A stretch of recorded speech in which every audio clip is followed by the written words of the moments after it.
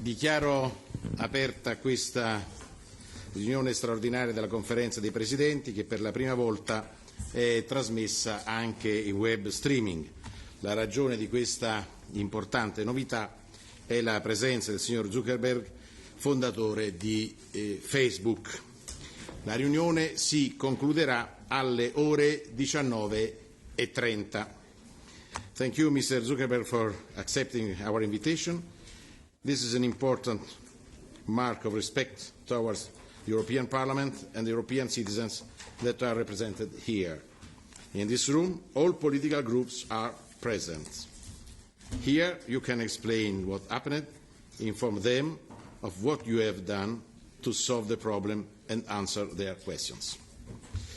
A questa riunione seguirà un'audizione pubblica sulla questione che avrà luogo presso la Commissione Libe tra qualche settimana, con la partecipazione di altre commissioni competenti, e si incaricherà di approfondire la questione da un punto di vista più tecnico e in modo più circostanziato, cioè sarà un vero e proprio hearing.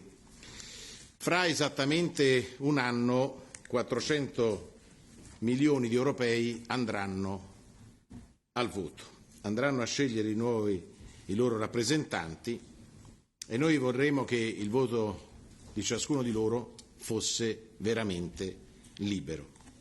Purtroppo la vicenda Cambridge Analytica sulla raccolta e l'utilizzo non legale di dati personali al fine di influenzare i risultati elettorali è allarmante. I nostri cittadini meritano una completa e dettagliata spiegazione di quanto accaduto. Ecco perché abbiamo invitato il signor Zuckerberg a essere qui con noi questo pomeriggio. Io mi aspetto che anche tutte le altre piattaforme digitali collaborino con il nostro Parlamento. I nostri cittadini chiedono di esercitare il diritto di voto in piena consapevolezza sulla base di informazioni veritiere. Dobbiamo garantire che i loro dati personali non vengano mai, ripeto, mai utilizzati per manipolare illecitamente il processo democratico. I dati generati dagli utenti sono diventati una risorsa di inestimabile valore e c'è chi è disposto a pagarli anche profumatamente. Sono il core business di molte piattaforme digitali e il prezzo che molti utenti pagano, talvolta inavvertitamente, in cambio di servizi spesso gratuiti. La democrazia però non può e non deve essere trasformata in un'operazione di marketing in cui chi si impossessa dei nostri dati acquisisce un vantaggio politico. E c'è il rischio che all'interno e all'esterno dell'Unione Europea, forze politiche anche all'interno della nostra Unione, possano utilizzare in maniera fraudolenta i dati.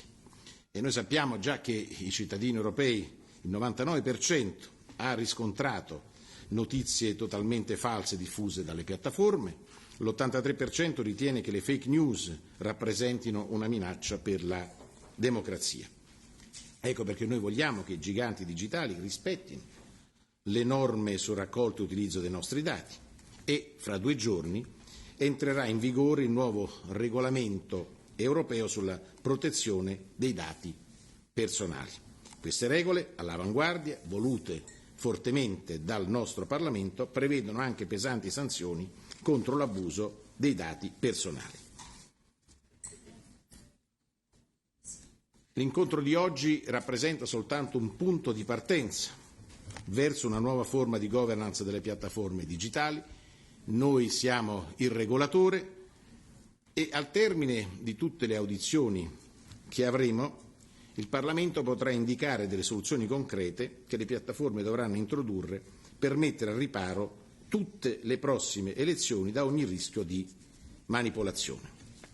Noi vogliamo definire quanto prima un quadro di regole che garantisca un corretto funzionamento del mercato digitale. Questo quadro deve imporre nuove responsabilità per gli operatori e la protezione dei dati personali, dei diritti d'autore e dei consumatori.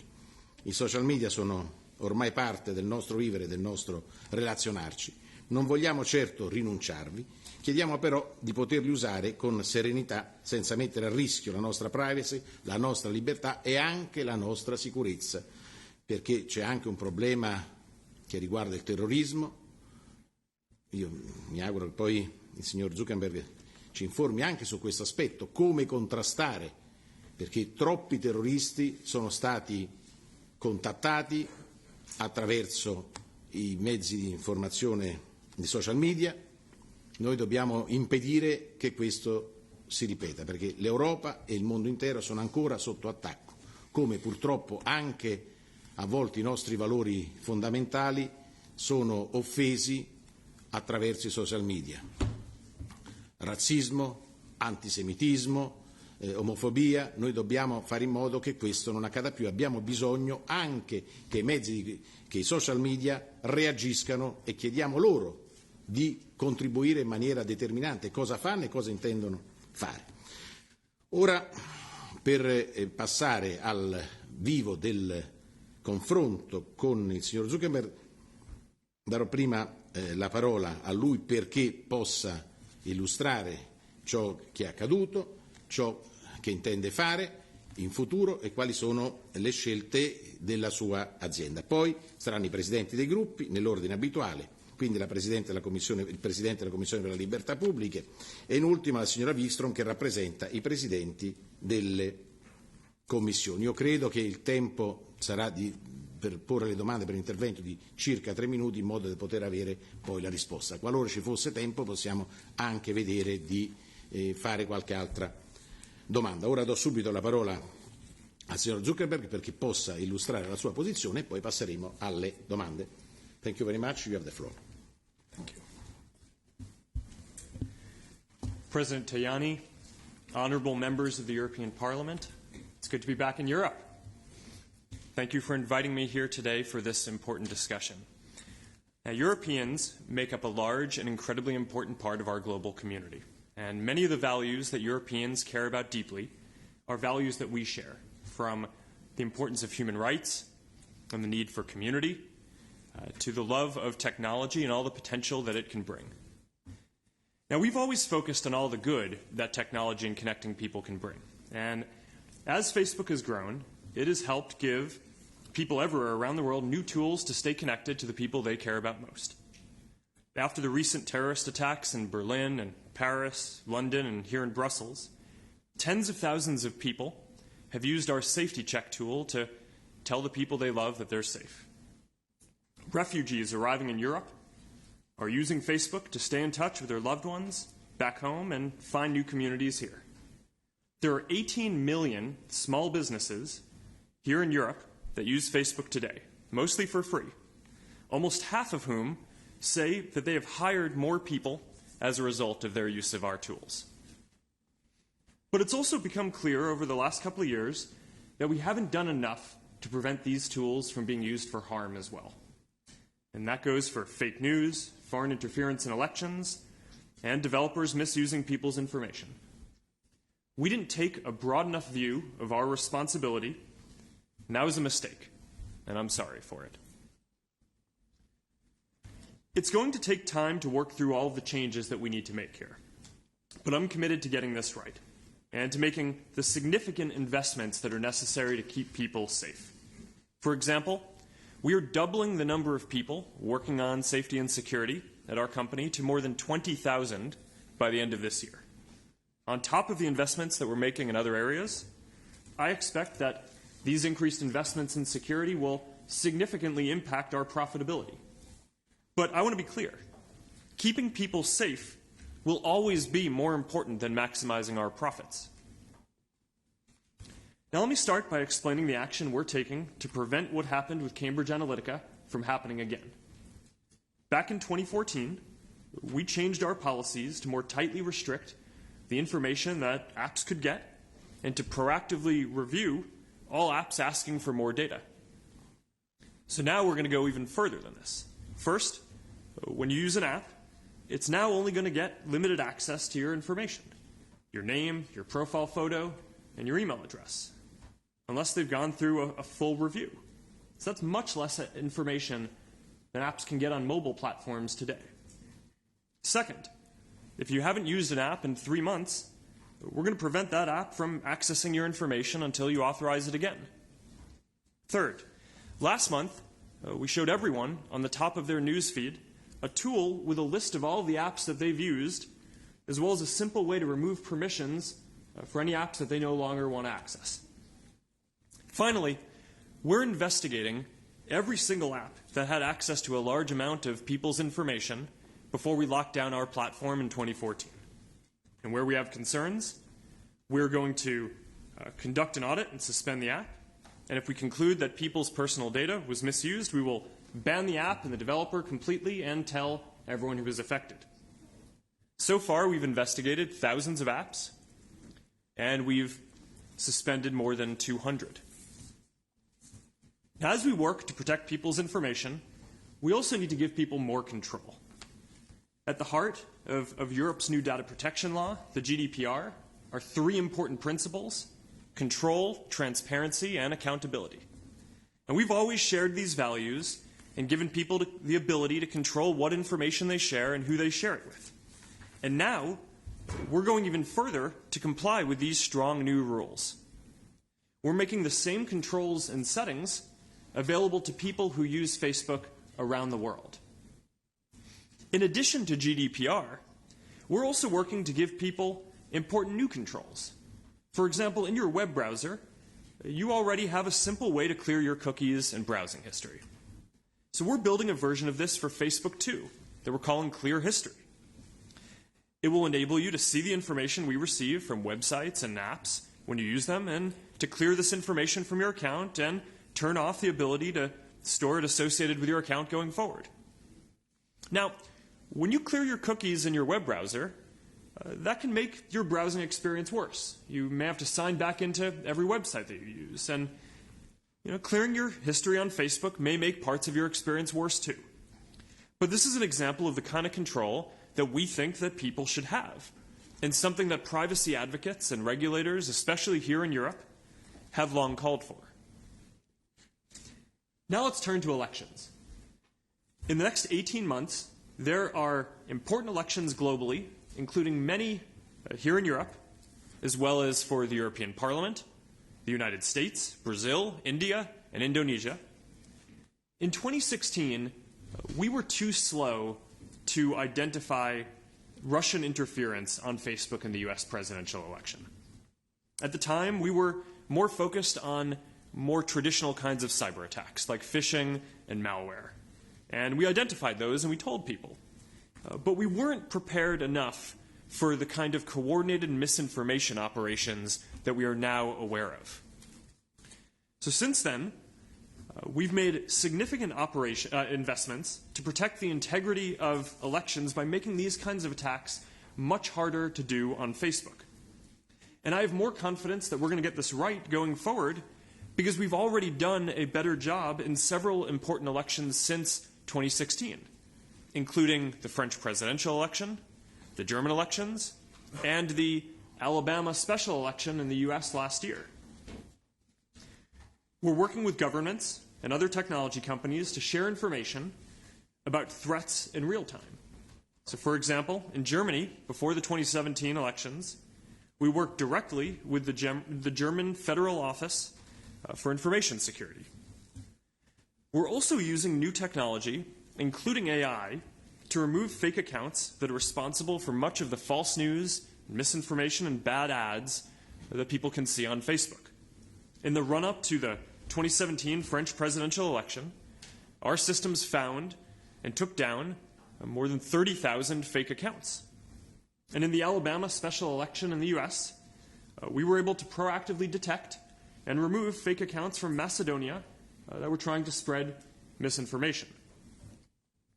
Now, it's worth adding that a lot of fake news is economically motivated, not politically motivated. Right? It's much like email spam in that way. The playbook for fighting this is removing the ways in which spammers can make money, so then they just go and do something else.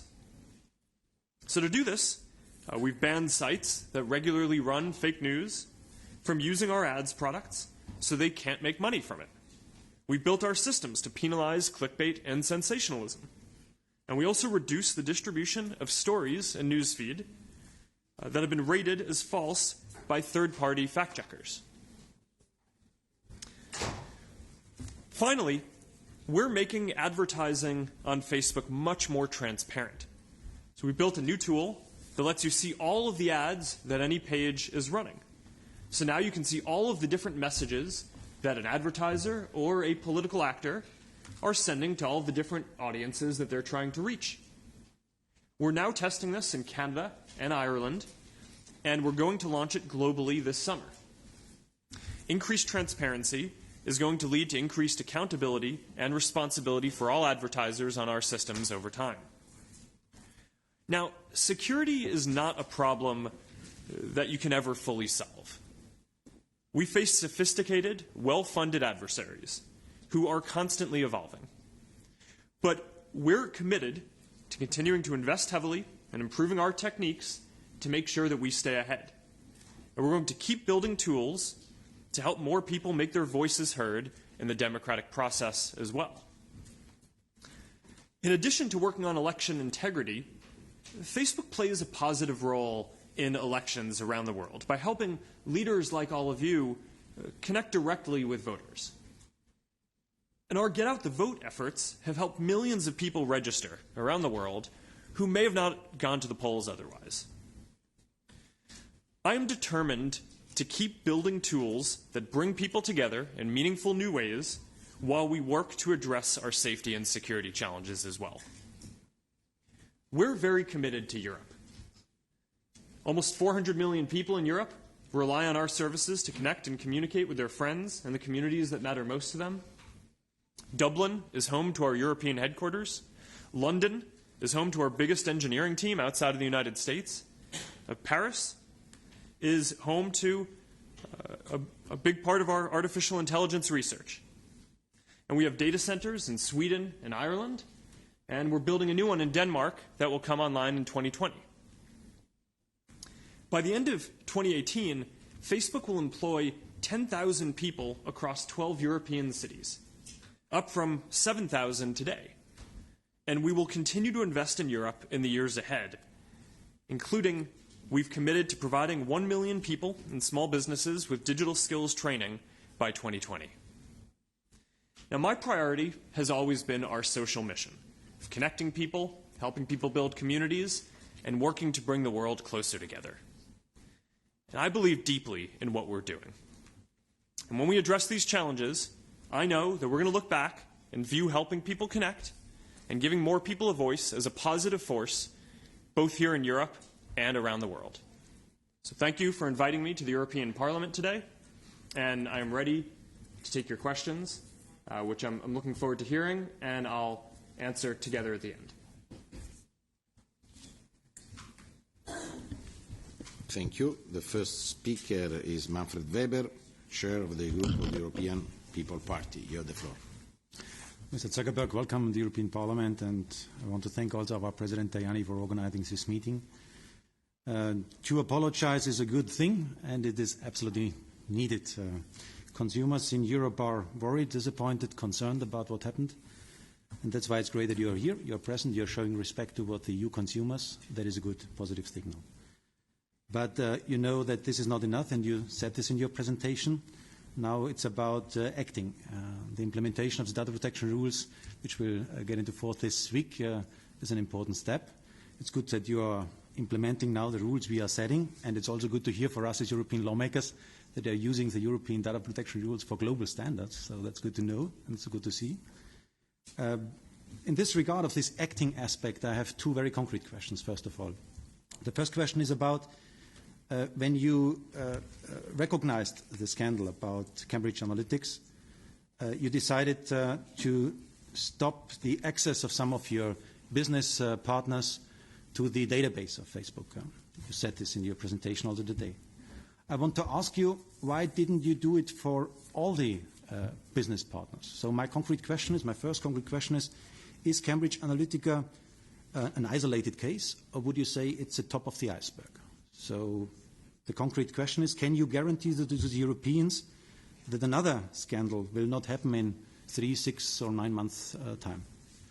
A second point in regard to this question of acting is, and there I want to make a follow-up of the questions in Washington. Our colleagues did already a great job there. Senator Kamala Harris asked whether you personally made the decision in December 2015, when you became aware about the Cambridge Analytica data breach, to not notify your users. Because that is, I think, an extremely important point. Transparency, that the people know what is happening with the data, is crucial for us as Europeans. So were you informed, and why no information to the users? That are the two questions I want to put on the table on the scandal itself. I think our LIBE colleagues will do a follow-up on this. That's why I want to also come to a more general reflection on Facebook and what it means for our societies. Your company has already today a tremendous power. You know this. For example, the question, who is number one on the messages and who is number 10, who is number 100. There you have an algorithm behind, and these rules are incomprehensible for the moment. Nobody knows about them. We should, I think, discuss about the laws that oblige you to make these algorithms public in the future. Because when you have so much power about who is visible in the social media and who is not visible, that cannot be longer anymore a decision of a company. That is, I think, a decision for our societies. I think this is necessary, and I'm interested in your arguments why we shouldn't do so. And in addition, I want to underline that between Europe and America we have different understanding about what is allowed to publish and what is not allowed to publish. In Europe, for example, the question of videos and texts on radicalization by Islamists or the glorification of Nazi propaganda is unacceptable for us in Europe. In America, a lot of people would say that is covered by freedom of expression. So I see a lot of member states for the moment asking Facebook to voluntarily ban these messages. I think that is very submissive. We should not ask the company to do so, to delete it. I think we should clearly regulate clear rules, what is allowed in social networks in Europe and what not. And finally, during your testimony before the Congress, Senator Lindsey Graham asked you repeatedly the name of only one of your competitors, only one, without success. Probably you can give us today for the European market a competitor. Probably there is one in Europe if there is nobody in America. Is there today in Europe an alternative to Facebook for the services you are offering? WhatsApp and Instagram are already part of your empire. Would you consider your company as a monopoly? And I have to say, as a politician, I believe in markets and rules, but I also want to stop all kinds of possible monopolies. And that's why I think it is time to discuss breaking Facebook monopoly, because it's already too much power in only one hand. So I ask you simply, and that is my final question, can you convince me not to do so? And now Mr. Udo Bullmann, chair of the group, the Progressive Alliance of Socialists and Democrats in the European Parliament. You have the floor. Mr. Zuckerberg, the reason we talk today is that your business practices allowed for the abuse of private data and for the misuse in order to manipulate for political purposes. You have mentioned the progress in European legislation. Are you ready to completely comply with the new regulation in Europe within the next 3 days? Because this is the 25th of this month when the General Data Protection Regulation enters into force. Can you guarantee that Facebook is in line with the new rules, and can you guarantee that you will not collect, use and sell any data to third parties without proper consent? Especially if people want to come off Facebook, how quickly and under what conditions will their data be fully removed? We would like to know, how can you explain that the amount of false accounts is in a rise? In 2017, Facebook reported that 2 to 3% of all accounts were false accounts. In 2018, this is now 3 to 4%. What is Facebook doing to tackle the spread of especially sophisticated fake accounts, which allow for abuse of all sorts, especially when it comes to political manipulation? And can you perhaps give us the number of fake accounts that you have been deleted so far this year? I'm personally interested in the question of the forthcoming European elections. You mentioned experiences in France and in Germany, which came into existence under the pressure of the respective governments.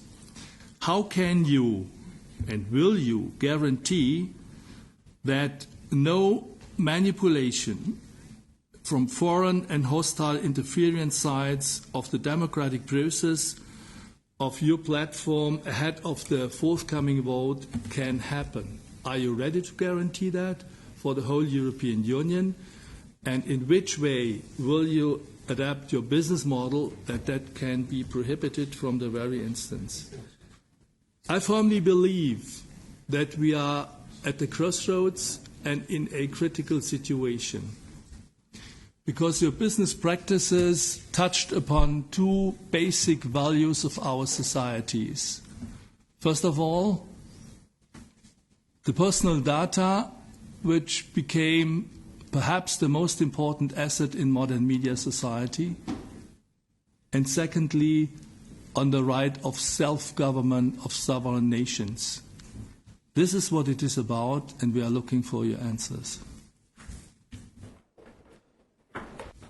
Now, Mr. Kamal, co-chair of the European Conservative Group. You have the floor.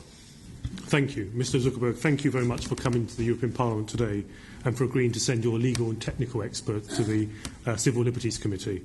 And can I also thank those here in the Parliament who have made this meeting possible. Now, please rest assured, I'm not here to try and score any cheap political points or to do any stunts here, but I want to concentrate what is important for the many people who have contacted me when they knew I would be here in the room today. Look, I'm a libertarian-minded conservative, and I believe in market-led solutions and that bureaucracy shouldn't starve innovation. I'm also very tech-oriented. I quite often joke that I used to be a geek. I'm now the father of geeks. But where business takes advantage of their users or consumers, then they come to us as politicians and they expect us to do something. They at least say something, but also do something. And what happened with the Cambridge Analytica case has quite rightly raised serious concerns. Now, many of us use social media. Indeed, I crowdsourced some of the questions today using social media before I came here. But what's really interesting has been the public outcry over so-called shadow profiles, where Facebook collects and stores data about internet users that don't have or use Facebook. Now, I understand that Facebook admits that you collect this data and then store it for about 10 days. But given that this data is collected continuously and that most people use the internet almost every day, then in effect this becomes a continuous cycle. Now, I believe in self-responsibility, and I know that by having my own Facebook account, I have to take some responsibility for what I put on my own Facebook account. But what happens if I don't have a Facebook account? Is the only way of preventing Facebook collecting my data to avoid the internet altogether? Or is there another way? How can non-users stop Facebook collecting their data? And what do you do with the non-Facebook data? Do you commercialise it? And given you do that, is it morally acceptable, do you think, in your opinion, to collect non-Facebook users' data without them knowing what you do with it? And are they able, if I'm a non-Facebook user, am I able to see the data that you've collected on me? And if not, why not? Thank you. I look forward to your answers. And now, Mr. Guy Verhofstadt, the chair of the group. Mr. Guy Verhofstadt, the chair of the group of the Alliance of the Liberals and Democrats in Europe. You have the floor. Thank you, President. First of all, my apologies. I came in the middle of your explanation, but I was saved by Facebook Live. So I followed you on Facebook Live, and that was my rescue today because of strikes in Paris. So I have to tell you, Mr. Zuckerberg, you remember me, in fact, a protagonist of a book. Maybe you know that book, and the name of the protagonist, Mr. Calden. Calden is the protagonist in a book of Dave Eggert, as you know, The Circle. And in that book, it's about a big data company who is out of control. Not even the owner has control on it. And that data is used in elections.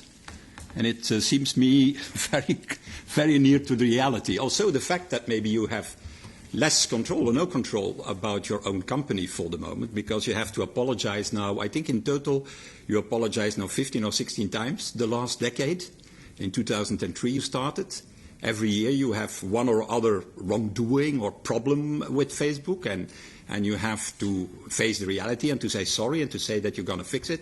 Last year I think it was twice that you apologized, and this year 3 times already, and we are still in the month of May, so it's a little bit early in the year. So what my point is about that is, are you capable to fix it? And if you have already confronted so many dysfunctions of the system, there has to be clearly a problem. And the only way, in my opinion, to do it, and I'm a liberal, a free marketeer, is to have public regulation to do so. It's a little bit like with the banks in the 2006, 2007, 2008. They said also, no, we're going to do self-regulation. Don't bother. No, we're going to do it ourselves. The reality is that they didn't do it themselves, and it was needed to have tough regulation.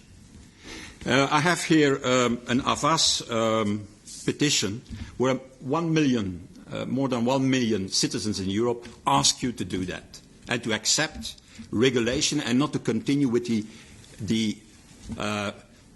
idea, oh, we're going to self-regulate. And I come then to my concrete questions. The first is about the GDPR and European privacy standards. You have told that you're going to apply them, but are you telling the truth, in fact, to us? Are you telling the truth? Because since the outbreak of Cambridge Analytica, you have massively transferred European data of non-European citizens out from Europe, away from the European service to service otherwise in Europe. I have to tell you, that's against the regulation, against GDPR, and against the existing directive in Europe, 95/46, who is still applicable. And the same that what Mr. Kamal is saying is happening, in fact, with European non-Facebook users who are, in fact, collected by you. And that's also against illegal in Europe, against the regulation. The second point is Article 82 of the GDPR. You have to know, Article 82 gives the possibility of compensation if there is a problem, if Facebook users were abused. May I ask you, have you an idea, will you compensate the European Facebook users as foreseen in Article 82 of GDPR? Concrete question. And what will be the amount that you will give them? Maybe the value that they have?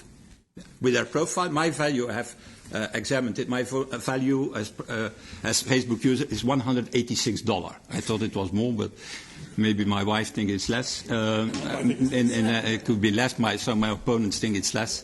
But maybe it's a good basis.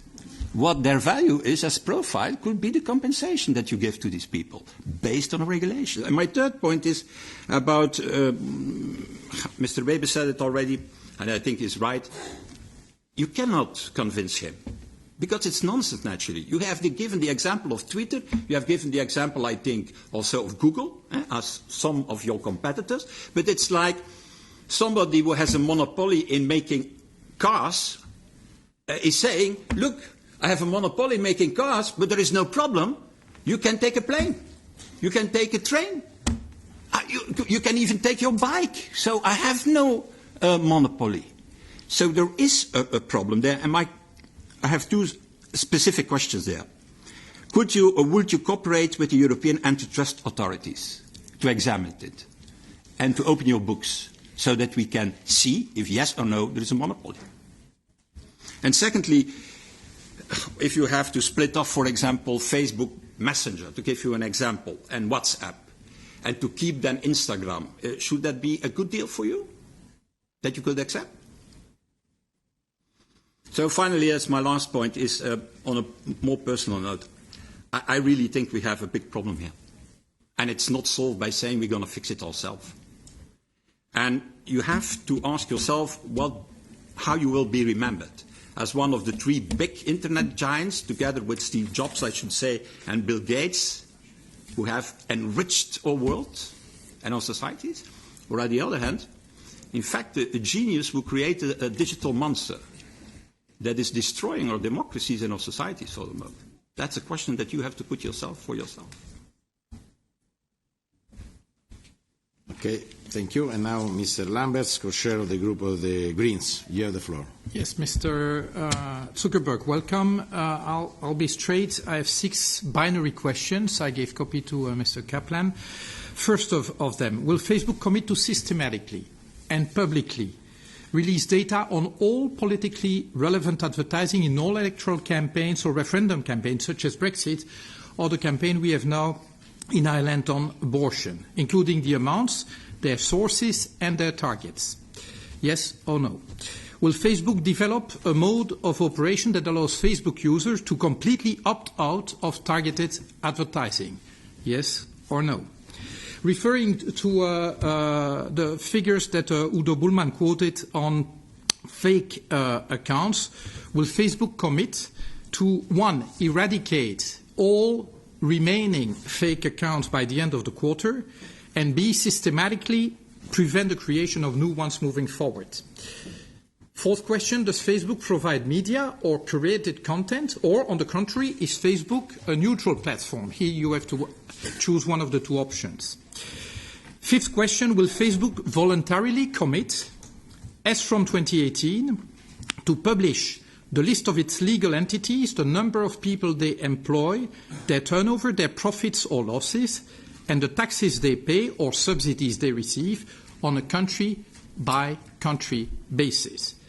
And finally, will Facebook commit to pay taxes where it operates, and generalize the commitment you apparently recently made to the French authorities no longer to channel the profits made in that country through Ireland or other tax havens? These are my 6 binary questions. I would welcome simple answers to them. Can I ask you to repeat the second question? I missed that. The second one is, will Facebook develop a mode of operation that allows end users to completely opt out of targeted advertising? And what would be the conditions for them? But will you develop that option? As a user, I might be interested. The next speaker is Mrs. Zimmer, chair of the Confederal Group of the European United Left, Nordic Green Left. You have the floor. Thank you very much, but I would like to speak in German.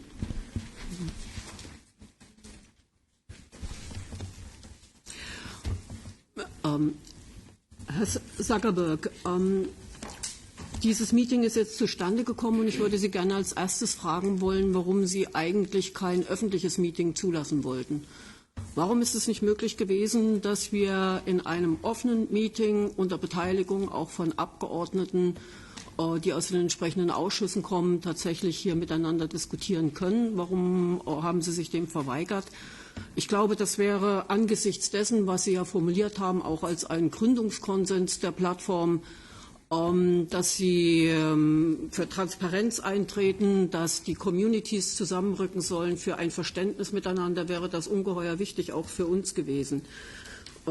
Die Kommunikationsplattform, so haben Sie vorhin selber gesagt, ist als eine soziale Mission geschaffen worden. Sie sollte die Welt offener machen. Und jetzt, 14 Jahre später, müssen wir feststellen, und da kann ich an vielen anknüpfen, was meine Kollegen vorher gesagt haben, müssen wir feststellen, dass die Plattform doch mehr oder weniger geändert worden ist in Richtung von vielen Fake News, Desinformationen. Die Communities sind kleiner gemacht worden. Es sprechen praktisch Menschen innerhalb eines bestimmten Raums miteinander. Das heißt, es ist eigentlich die generelle Sicht auf die Welt eingeschränkt worden. Was vielleicht in Deutschland, in Europa noch kompensierbar ist in öffentlichen Debatten, erweist sich aber gerade über die Desinformationskampagnen und Fake News, die über Facebook gelaufen sind, in anderen Teilen der Welt für Menschen als tödlich. Ich denke hier zum Beispiel an Myanmar, an die Aufrufe auch zu Mord, die über Facebook mitgelaufen sind, die auch dazu geführt haben, dass Menschen umgebracht worden sind. Und insofern habe ich ernsthaft Zweifel, auch verglichen mit den Äußerungen der letzten Jahre, ob es ihnen wirklich gelingt, das Geschäftsmodell von Facebook entscheidend zu ändern, zu ihren ursprünglichen Werten der Kommunikationsplattform, des offenen Dialogs zurückzukehren. Oder ist es inzwischen so, um beispielsweise auch mit Goethe und seinem Zauberlehrling zu sprechen, Herr, die Not ist groß, die ich rief, die Geister werd ich nicht mehr los. Ist es Zeit, den Stecker zu ziehen für Facebook von Ihrer Seite? Können Sie darauf wirklich eine ernsthafte Antwort geben, dass Sie über diese Fragen nachdenken? Wir werden am 25. Hier in der Europäischen Union die Wirksamkeit der Datenschutzgrundverordnung haben. Was bedeutet das jetzt wirklich für Sie? Ich habe Kampagnen gesehen, große Anzeigen gesehen. Facebook unterstützt das und begrüßt das. Ist es richtig, wenn Sie 1,5 Milliarden Menschen aus dem Wirkungsbereich der EU-Datengrundschutzverordnung herausnehmen, nämlich die aus Asien, Afrika und anderen Regionen der Welt, die praktisch jetzt nicht mehr darunter fallen sollen, was ja die ursprüngliche Sichtweise von uns auch gewesen ist. Also 1,5 Milliarden Nutzer fallen weg, für die soll das nicht gelten. Was wird für die gelten? Was meinen Sie, dass Sie im April sagten, dass Sie die Datenschutzgrundverordnung im Geiste anwenden werden? Was heißt im Geiste konkret? Was meinen Sie wirklich damit? Und insofern frage ich mich natürlich auch, in den letzten Jahren hat es x Treffen gegeben von hochrangigen Vertretern von Facebook hier innerhalb der Europäischen Union mit Kommissaren, mit anderen hochrangigen Vertretern der Europäischen Union.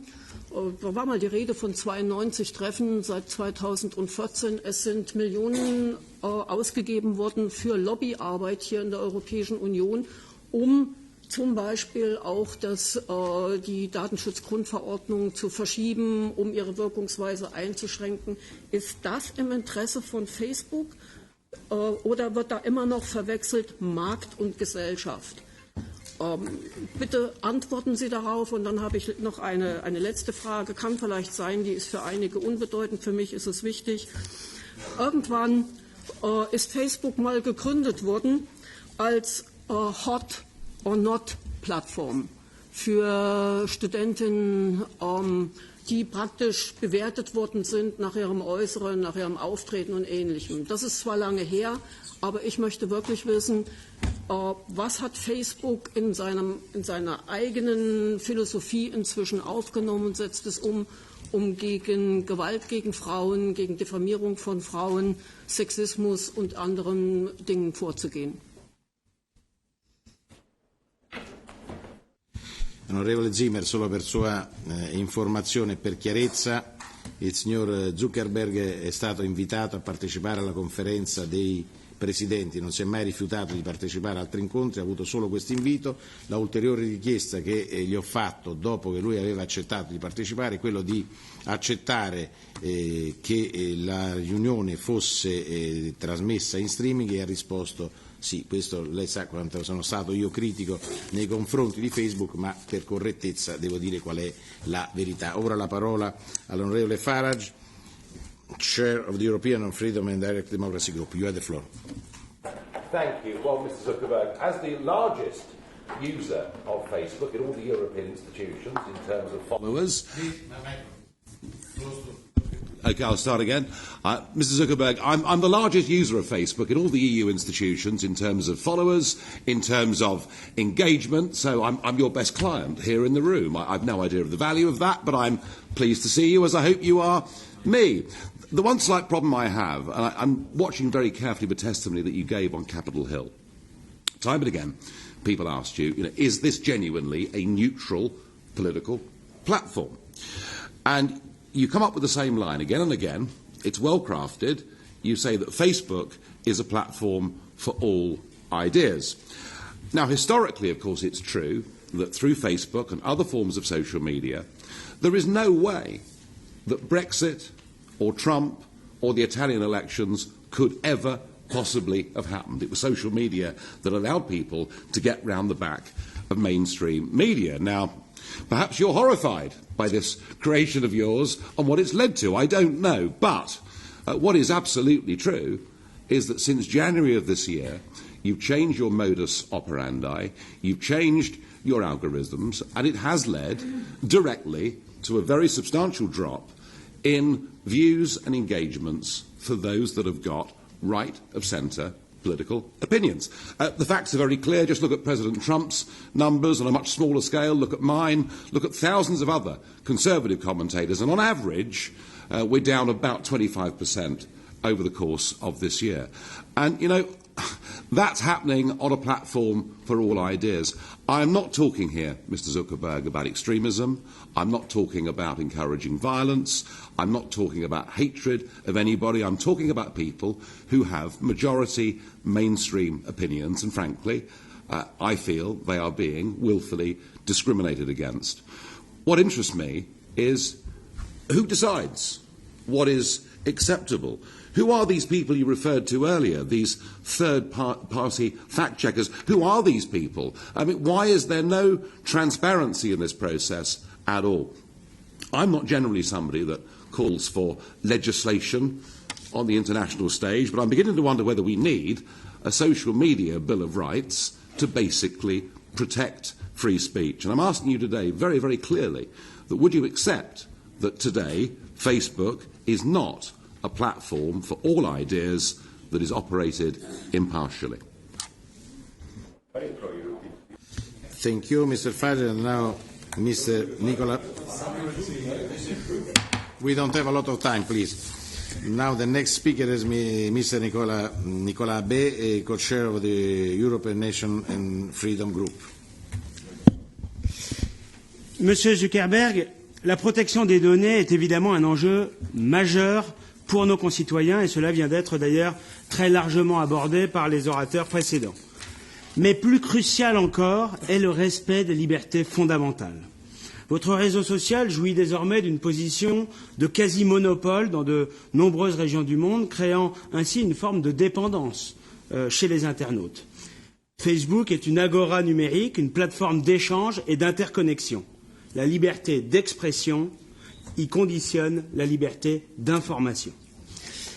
Ainsi, la suppression d'une page Facebook est aujourd'hui aussi lourde de conséquences que, par exemple, l'interdiction d'une publication telle qu'un journal. Monsieur Zuckerberg, vous avez évoqué il y a quelques instants vos décisions récentes de supprimer un certain nombre de faux comptes. Je voudrais, quant à moi, vous parler des récents vrais comptes qui ont été bloqués. Ce mois-ci, les pages Facebook du mouvement français Génération Identitaire ont été brusquement supprimées, alors qu'il a mené une action certes spectaculaire, mais parfaitement légale et pacifique concernant les problèmes migratoires. Ces pages cumulaient pourtant plus de 200 000 abonnés.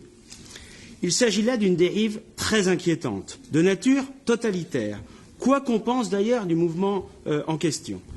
En effet, empêcher la consultation de pages d'organisations légales, c'est priver vos utilisateurs d'un accès libre à la pluralité des opinions qui s'expriment dans nos sociétés. Un peu comme si un opérateur téléphonique décrétait du jour au lendemain qu'il résiliait l'abonnement des clients dont il ne partage pas les options politiques. Dominique Régnier, qui est un politologue français d'une sensibilité différente de la mienne, a d'ailleurs vu dans cette censure, je cite, un processus de privatisation de nos libertés publiques en dehors de tout contrôle juridictionnel ou parlementaire. Plus généralement, il est inacceptable que les GAFA tentent d'imposer une sorte de souveraineté privée visant à concurrencer et même, il faut bien le dire, à défier les États-nations. Monsieur Zuckerberg, votre responsabilité devant les milliards d'utilisateurs de votre plateforme, elle est immense. Alors, deux questions. Considérez-vous que la censure arbitraire pratiquée par Facebook est compatible avec les principes fondamentaux de nos démocraties? Et par quels critères de droit justifiez-vous la décision unilatérale de supprimer des pages Facebook et par là même les opinions légitimes qu'elles portent? Et j'ajouterai, si vous me permettez, une troisième question très rapide. La chasse aux fake news est très à la mode et vous l'avez évoqué tout à l'heure. Mais n'est-elle pas devenue un nouveau prétexte pour restreindre encore davantage les libertés d'expression et d'opinion? We other 4 speakers. Please, we need to respect the timing.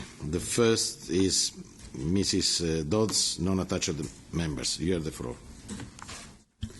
Thank you, Mr. President, and thank you, Mr. Zuckerberg, for appearing here today. I am a member of this Parliament from Northern Ireland in the United Kingdom. And while many of my colleagues here today have focused on elections and the issues of Facebook and public policy, I want to take you in a slightly different direction in my question today. In a few weeks' time, a family within my constituency will mark the 3rd anniversary of the loss of their son to online bullying.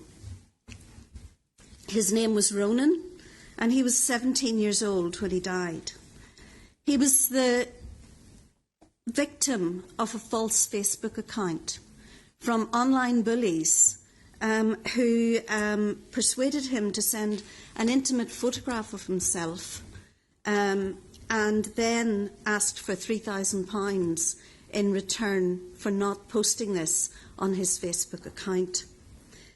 Ronan's family have been incredibly brave in publicising this case and in dealing with this situation. But this is only one example of the rise of false accounts within Facebook. And I would like you to tell us today what you're doing to stop the rise of false Facebook accounts, which deliberately target young and vulnerable people. Ronan clearly felt he had nowhere to go. Can you explain to us then as well, in light of this phenomenon, which is a terrible thing right across Europe, can you explain to us what you're doing to work with third-party organisations to try and educate people in safety in using the internet? And would you tell us whether or not you're content that other families represented around this room here today will have their children kept safe by the settings and default settings that you use on your particular site? Can I just very quickly also say we live in a Europe in the rise of anti-Semitism, in the rise of terrorism, much of it conducted and much of the information conducted online.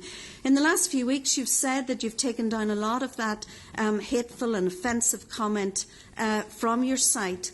Can you tell us how you define acceptable comment on the site?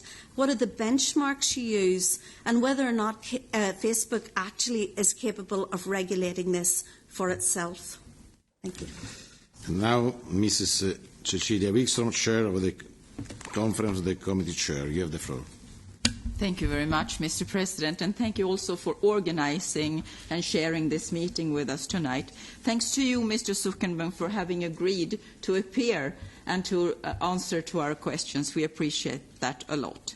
It has been already stated many times, but it must be underlined again, that it is essential that EU citizens can trust that their integrity and their rights on the internet are being protected, especially since the EU new rules on data protection are entering into force in only 3 days as from now. I'd like to raise 2 questions to you, Mr. Zuckerberg. Firstly, the scandal involving Facebook and Cambridge Analytica is more than anything else an issue of ethics and values. You said in your intervention in the hearing with the US Congress, you repeated it here tonight, that Facebook is responsible for the content on the platform. Once Facebook requests other companies to delete users' data, does Facebook follow up to check compliance by these companies? And how will you ensure that this is really done? And secondly, I am convinced that EU citizens would like to know which specific measures that will be taken by Facebook to ensure that a scandal like this one, Cambridge Analytica, will not occur again. You have shared your vision in spirit on greater responsibility on what happens on the platform. But, Mr. Zuckerberg, can you guarantee to the millions of users, many of them EU citizens, that company will take all the necessary steps to ensure that civil rights and liberties according to EU standards and that Facebook fully will comply to the GDPR? And when this will happen? It would be good to have a date when full compliance is ensured. Thank you. And now, Mr. Moraes, Chair of the Libe Committee, you have the floor. Thank you very much, President. Thank you, Mr. Zuckerberg, for being here, and we hope that our committee will examine further with Facebook executives and so on in depth. And this is for people who are watching this web stream and want a more in-depth investigation. I think Mr Farage slightly characteristically talked about how prolific he was on Facebook. I may be the most modest user of Facebook in the room, but our committee is not modest in any way. We are celebrating this week GDPR, but I do want to mention that GDPR, in my view, and we have the rapporteur here, is not something that will impact entirely on your business model, and I think you know this. E-privacy is essential also. And there's a reason I mention e-privacy is because there is a regulatory framework here. And I want to mention something very obvious. You're not in the congressional hearing, you've come to the European Union. And there's a big difference. And the difference mentioned by some of my colleagues I want to make very explicit. And that is that we are here in terms of regulation, and the United States is here. And this gap is very obvious. It's obvious in our adequacy agreements. It's obvious in the day-to-day transactions we have between the continents. But for you, it is a real detailed question of how you will comply. Now, I know that you will say, of course, we're going to comply with GDPR, but it is a much bigger task than I think people are estimating, and no doubt the rapporteur will say something about that in a moment. Now, in your introduction, you spoke, I think, quite eloquently about what you thought was one of the key points, which was the app question. And I think you mentioned it because it is really the critical point. What I wanted to ask, and colleagues are talking about crowdsourcing questions, the question I've been asked by individuals, journalists and others, is whether the question of protection of privacy and the rules on Facebook apps, which you were asked in Congress, is actually the tip of the iceberg, or is there a bigger iceberg? Now, you're addressing this because it's important. So I really do need to repeat this because, specifically, given that Facebook was forced to review the apps authorised on the platform, I'll be quick, President, I promise. This is the problem about going last, of course. Following this, the Cambridge Analytica scandal, and now that I think you've blocked around 200 of these apps since the congressional hearings, you've come here having blocked 200 of them. I mean, isn't this, first of all, a clear signal that Facebook failed to protect the privacy of its users? We have 252 million, I think, in the European Union. That's more than in the United States. And it gives us the question of that you should really provide us with the detailed measures, and you have some of these, that Facebook will implement to ensure a thorough analysis of apps that are allowed on Facebook. And really, why did you not inform users of these problems to enable them to take measures to protect their data? And President, if you just allow me, the bottom line for you, I think, and for Facebook, is we need to know in Europe the true scale of the violations of users' data by third-party apps. We really need to get an estimate of this.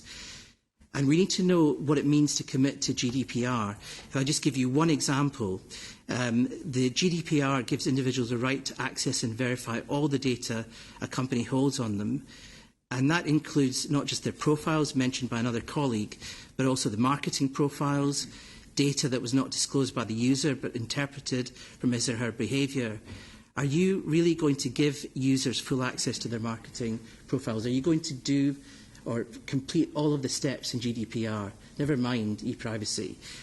And really want to just to say in conclusion here, the question of the difference between GDPR and what is in the United States, the gap must be closed.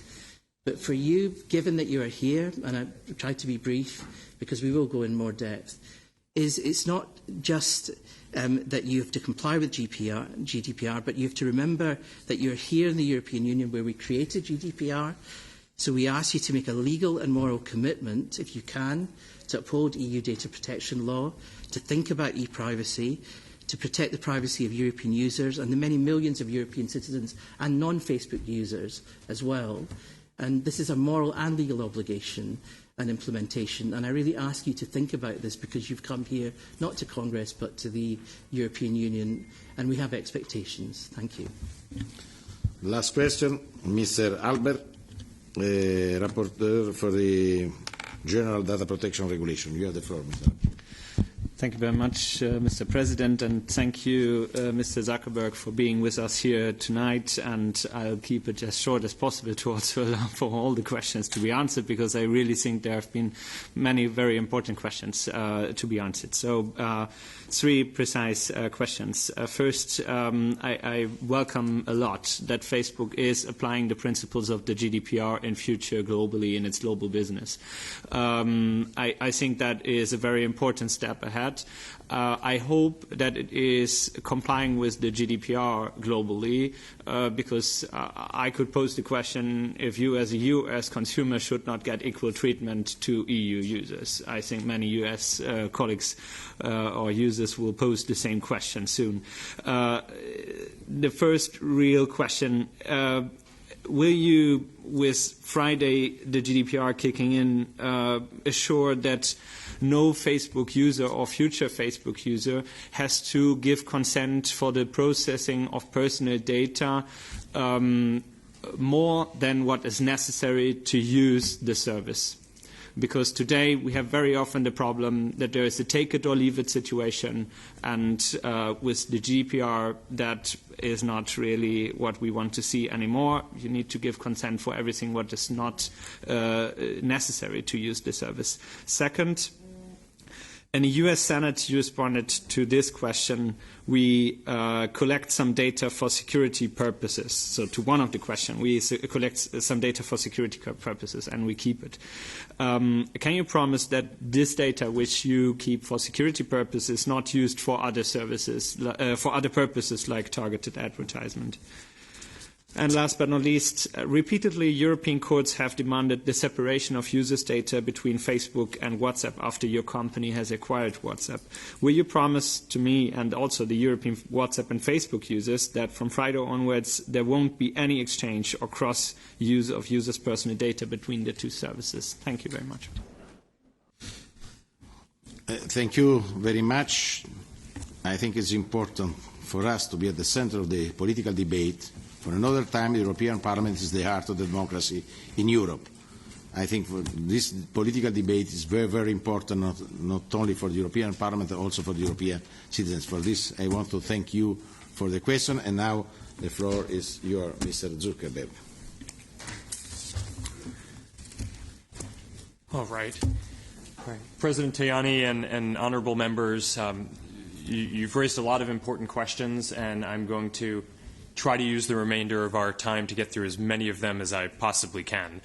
A number of you asked questions around inappropriate content on Facebook in one form or another, whether that's hate speech or bullying or terrorism or different content, and how that relates to this, or fake accounts, and how this relates to this position and philosophy of needing to take a broader responsibility. First, let me be clear. The bottom line here is that hate speech, bullying, terror, violence, all this content has no place on our services. But in order to really execute that, we need to upgrade and do a better job of executing our policies. So if you look back at the history of how we've operated, when I got started in my dorm room in college, because it was just me and because we didn't have the AI tools at the time to be able to go look through a lot of the content and understand what was in violation of our community standards and what wasn't, our policy for most of the history of the company has been to have our community flag things for us and then us to look at them reactively. So if someone sees something that they thought might be hate speech or bullying, they would flag that, and then we would look at that. And we've built up teams to manage that. But now we think that our responsibility is greater. And now, sitting here in 2018, we have the ability to start developing more AI tools, which I'll get to in a moment, some more detail, to be able to flag more of the content up front.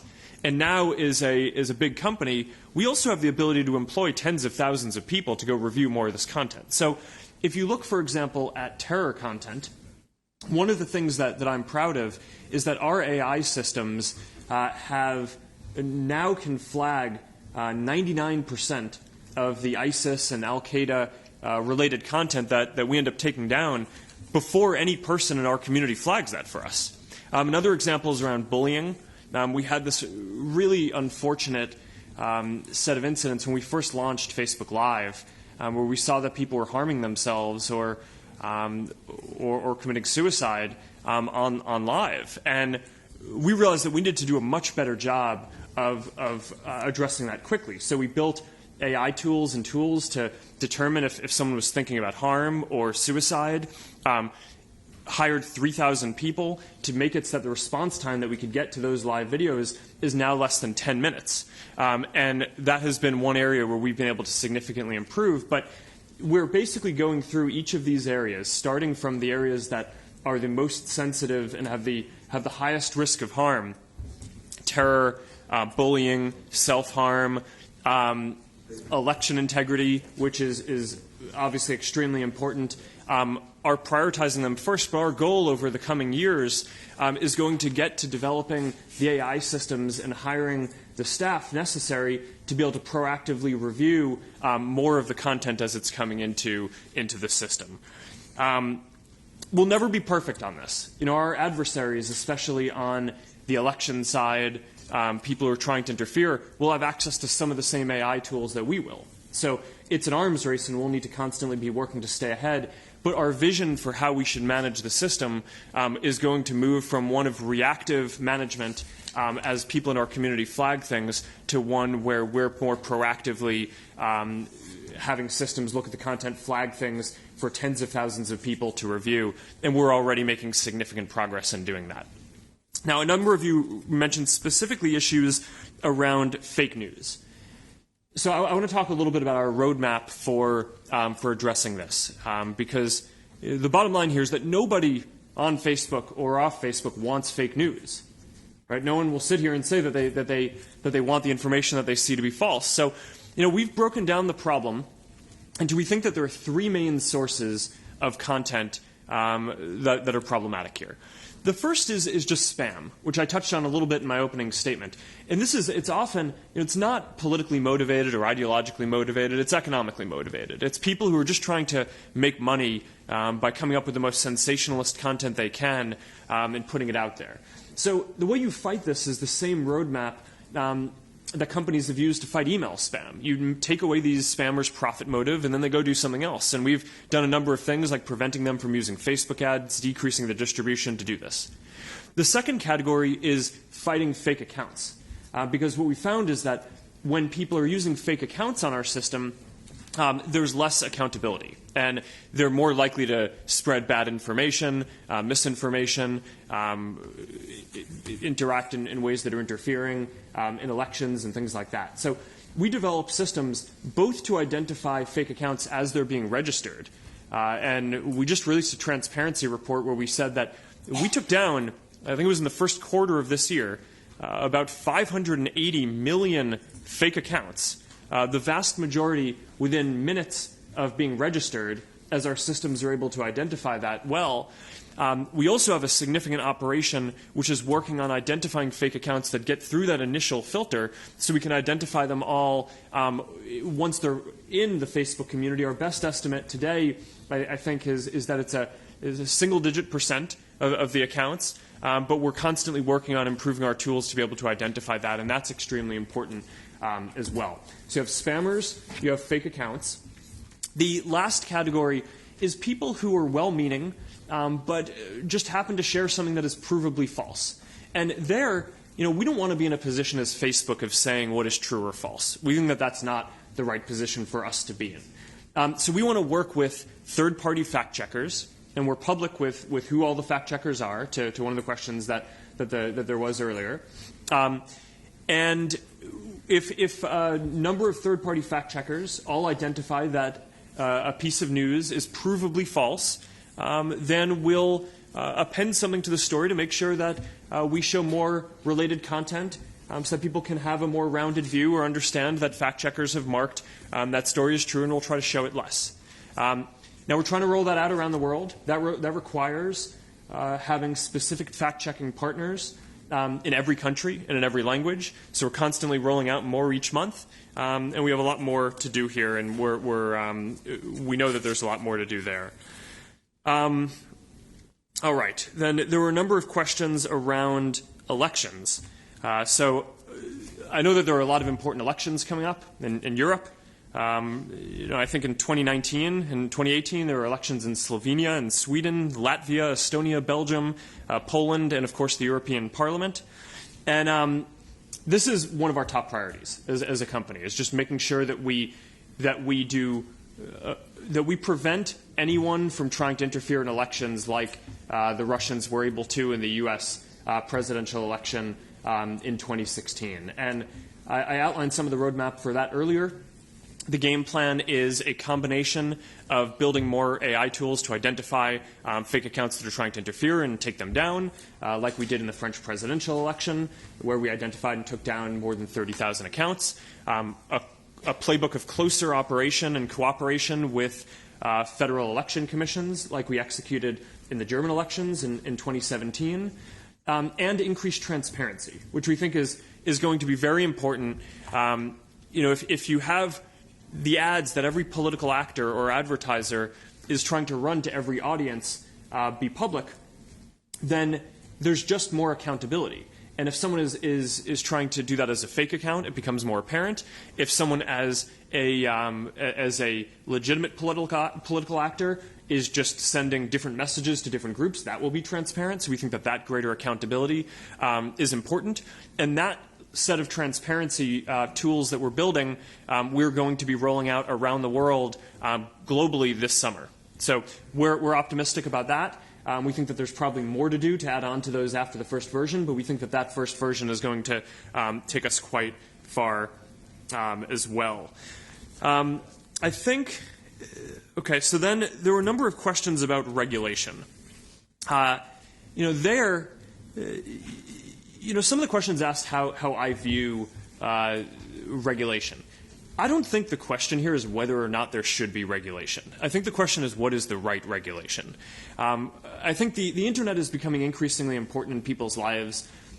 Some sort of regulation is important and inevitable, and the important thing is to get this right, and to make sure that we have regulatory frameworks that help protect people, that are flexible so that they allow for innovation, that don't inadvertently prevent new technologies like AI from being able to develop, and of course to make sure that that new startups, so the next student sitting in a college dorm room like I was 14 years ago doesn't have an undue burden on being able to build the next great products. So we think that that's really important, and that's an ongoing conversation that we look forward to participating in. There were a couple of questions around competition and how we view our role and our position as a platform here. And to that, I'd say a few things. One is, first is that we exist in a very competitive space where people use a lot of different tools for communication. Where the average person uses about 8 different tools for communication, ranging from all sorts of private messaging up to more broadcast mediums, to things where they're communicating with groups of people and all of their friends at once. So from where I sit, it feels like there are new competitors coming up every day. There are competitors that reach tens and hundreds of millions of people, and we're constantly needing to evolve our service in order to stay relevant and serve people well. So that feels like it's a competitive environment where there are many choices that people have. On the business side, the business model is advertising. Facebook today is about 6% of the global advertising market. So clearly advertisers also have a lot of choice in terms of where they choose to advertise. And that's an important lens to look at it from as well, although I think that you want to look at it both from the consumer choice perspective and the business choice. One thing that I want to add that I think often gets overlooked when you talk about competition is, around the world there are 70 million small businesses that use Facebook's tools to grow and reach customers. And in Europe alone, there are about 18 million small businesses that use Facebook tools. And as I said in my opening statement, about half of them have told us that they are hiring more people because of their use of our tools to be able to grow. So I think it's important not to lose track of, when you're thinking about competition, that there's the element in the internet space and in the advertising space, but there's also the extremely pro-competitive effect of enabling all these small businesses to now have access to the same kinds of marketing and advertising tools and be able to reach customers in sophisticated technological ways that previously only large businesses had the means to do. And that's something that we're very proud of, that we can provide, as something that levels the playing field. And I think when you're thinking about the overall ecosystem and competition there, I think that's a very important part to take into account. There were a number of questions about taxes, so I want to touch on that briefly as well. Facebook has always paid taxes in all of the countries where we have operations set up.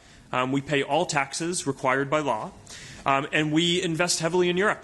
Right? We're going to have more than 10,000 employees across Europe and 12 cities by the end of this year. We have 2 data centers, or we have data centers already in Sweden and Ireland, and we're building another one in Denmark that's going to be online in 2020. So we've always paid the taxes that the law requires, and we're making significant investments in terms of helping to build the economies in the countries here, and to contribute to the innovation and job growth here as well. All right, let me see what else is there. Okay, there were a few questions about GDPR. The principles here are around control, transparency, and accountability. The idea, a number of you asked when we expect to be fully compliant with GDPR regulations. We do expect to be fully compliant on May 25th, so in 3 days from now. We've had a large team working on this inside Facebook to make sure that we're compliant. And one of the things that we've wanted to make sure in rolling this out is, because one of the things that the law requires here in Europe is that someone has to go through these extensive flows before they can use the service, starting on May 25th. And one of the pieces of feedback that we got from people in the community was that they didn't want to get roadblocked before being able to go see their friends' content. Right? If you're coming to Facebook because you want to share something, the last thing that we want is for someone to go through the flows quicker than they need to, and just click OK or no on a bunch of stuff because they just want to blow through that in order to get to what they were trying to do. So we've actually been rolling out the GDPR settings and flows for a while now, and a large % of Europeans have already gone through them, and we've basically put the flows in front of people and given them the opportunity to dismiss them. Starting on May 25th, we will start requiring people to go through the flows before they can resume using our services. So a large % of people, dozens of percents, have gone through the flows already, and we've gotten good feedback on that and how we've implemented that so far. Let me see if there's anything else that is important to touch on. There were a couple of questions about political bias that I want to touch on, because I think that this is a very important topic. As a couple of you mentioned, we are committed to being a platform for all ideas.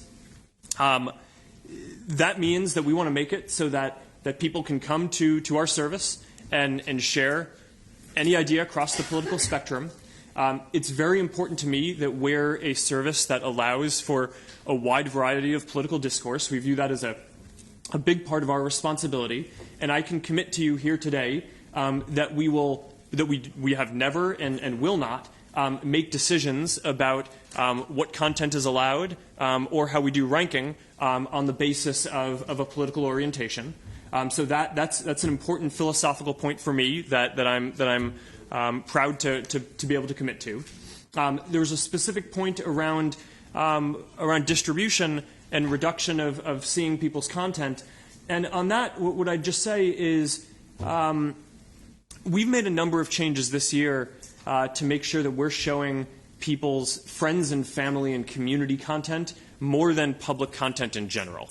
So a lot of the feedback that we've heard from people is that they come to Facebook because they want to stay connected to people.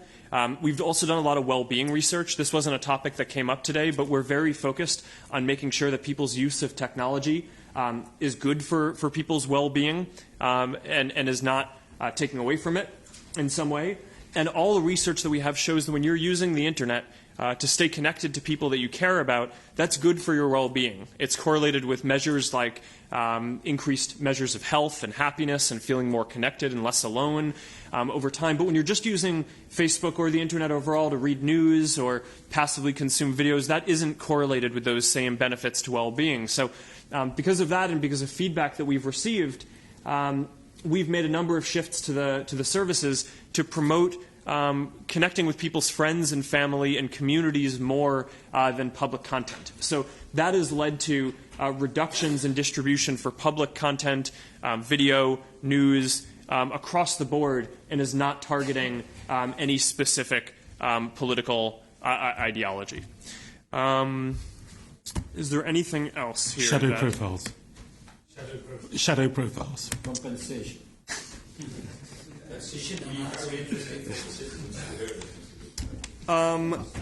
I got sure. Not So a single answer. to your question, for the content that websites and apps send us, we think it's very important that people have the ability to clear this. So we just launched or just announced that we're building and will soon launch this clear history feature that allows you to clear all basic browsing history data. To your point about earlier around how do we separate out the security data? It's very important that we don't have people who aren't Facebook users coming to our service and trying to scrape the public data that's available. So one of the ways that we do that is people use our service and even if they're not signed in, we need to understand how they're using the service to prevent bad activity. And that's a big theme of today has been around making sure that we can do a better job of governing the system, keeping bad content out. One of the ways that we do that is by understanding how people are using the system. But if you're not a Facebook user, how do you stop that data being transferred?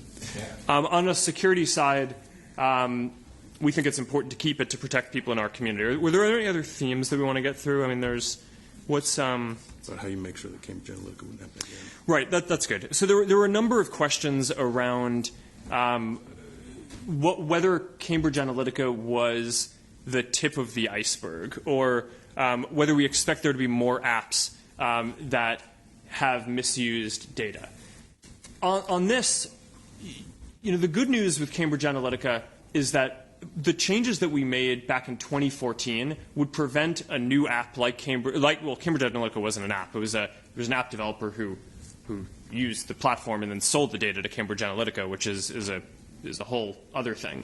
But it wouldn't be possible for an app developer to get access to that level of data since after our 2014 platform changes went into effect.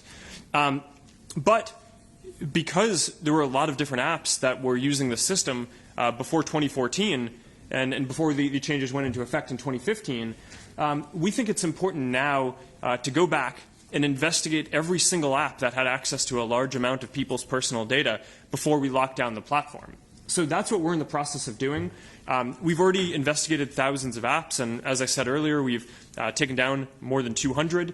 There are many thousands more that we need to investigate. This is going to take many months. I do anticipate that there are going to be other apps that we find that we're going to want to take down, and this is why we're going now and doing this full investigation. This is part of our shift towards not just trying to manage the system reactively we've always had the ability for people in our community to flag apps that they thought were bad actors to us, and then we would look at them. We've had the ability to, and we've done audits of apps in the past. We've had a content review and app review team.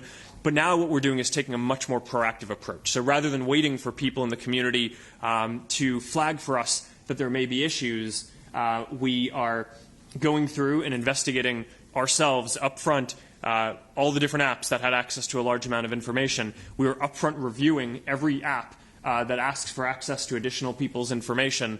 And anywhere where we see any concerns, we're going to bring in third-party auditors to conduct a full audit to determine if there was any misuse of people's personal information. And if there was, we will ban those apps and tell everyone who is affected. I want to be sensitive to time because we are 15 minutes over the scheduled meeting.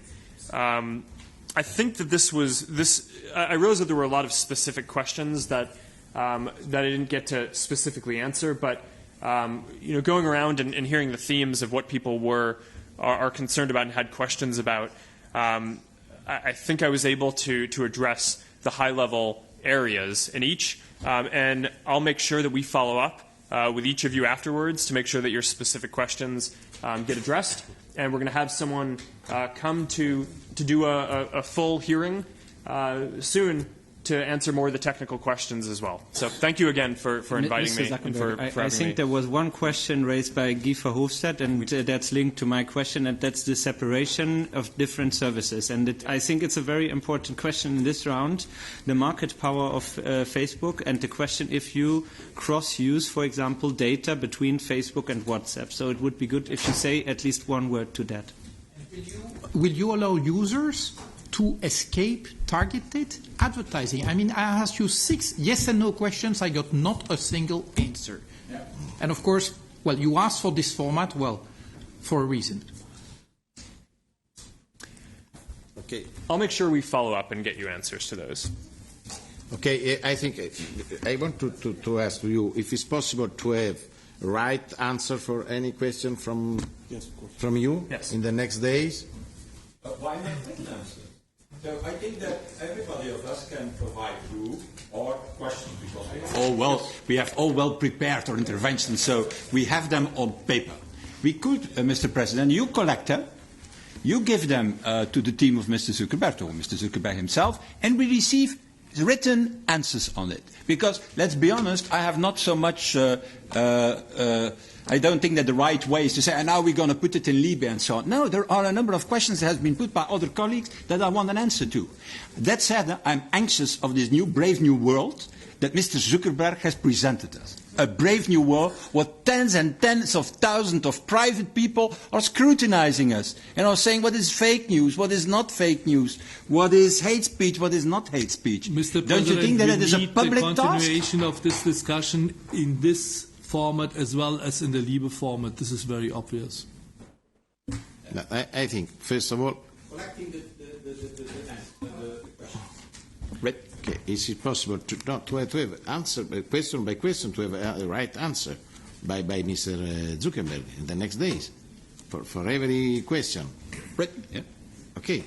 On competition, for example, a European antitrust thing, that's important. Do we need? I think we're going to push our antitrust agency to go into this if there is not a good answer to. I think the problem is the timing. For me, it's possible to say, but there is a flight. But I think if Mr. There is no flight. I come from France. Yes, okay. There are strikes. That's the only thing. Sorry, I think this is the format. Do you agree, Mr. Zuckerberg, for right answer in the next days for a question by question? Is possible to have a right answer? The questions that weren't answered today. Yes, you have the question. Okay. Yeah. Okay. Thank you very much. Thank you.